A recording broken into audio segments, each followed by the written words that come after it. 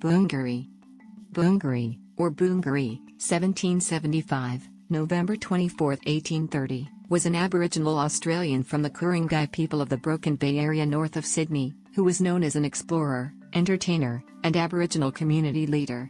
He is also significant in that he was the first person to be recorded in print as an Australian, and thus the first Australian to circumnavigate the continent. Biography. Having moved to the growing settlement of Sydney in the 1790s, Bungaree established himself as a well-known identity, as one able to move between his own people and the newcomers. He joined the crew of HMS Reliance on a trip to Norfolk Island in 1798, during which he impressed the then midshipman Matthew Flinders. In 1798 he accompanied Flinders on the sloop Norfolk on a coastal survey as an interpreter, guide and negotiator with local indigenous groups. Despite the lack of a common language, the indigenous people persistently sought Bungaree out to speak to instead of Flinders. And his mediation skills were greatly appreciated by the Europeans with whom he shared the ship. In 1799, to reach an agreement with local people in one particular situation, Bungaree gave them a spear and a spear thrower as gifts, showing them how to use them.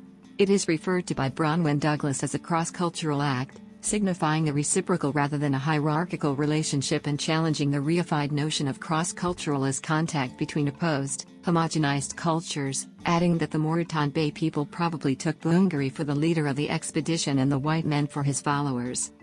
He was recruited by Flinders on his circumnavigation of Australia between 1801 and 1803, an investigator. Flinders was the cartographer of the first complete map of Australia, filling in the gaps from previous cartographic expeditions, and was the most prominent advocate for naming the continent Australia. Flinders noted that Bungaree was a worthy and brave fellow who, on multiple occasions, saved the expedition. Bungaree was the only Indigenous Australian on the ship, and as such, played a vital diplomatic role as they made their way around the coast, overcoming not inconsiderable language barriers in places. According to historian Keith Vincent, Bungaree chose the role as a go-between, and was often able to mollify indigenous people who were about to attack the sailors, by taking off his clothes and speaking to people, despite being in territory unknown to himself. Flinders later wrote in his memoirs of Bungaree's good disposition and open and manly conduct and his kindness to the ship's cat, Trim.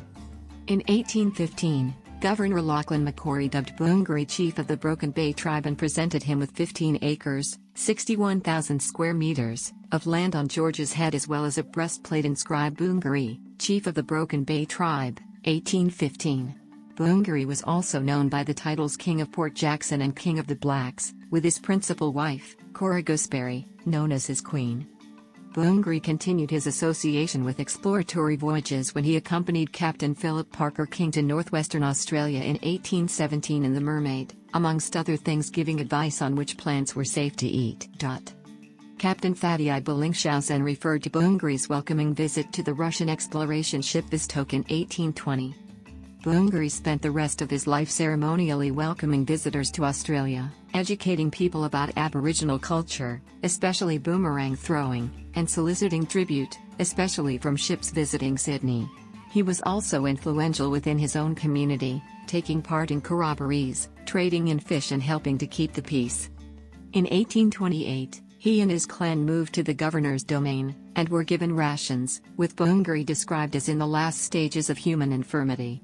He died at Garden Island on November 24, 1830 and was buried in Rose Bay. Obituaries of him were carried in the Sydney Gazette and the Australian.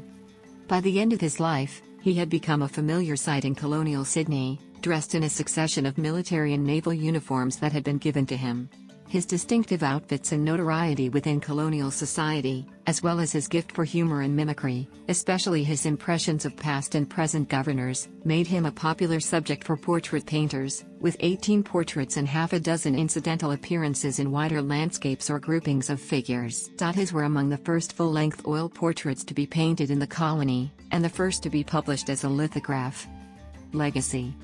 However, Bungaree's important role in the exploration of Australia appears to have been almost forgotten. There are statues to Flinders and even the cat Trim, but as at January 2019, not a single statue to Bungaree recognizing his achievements. Sources.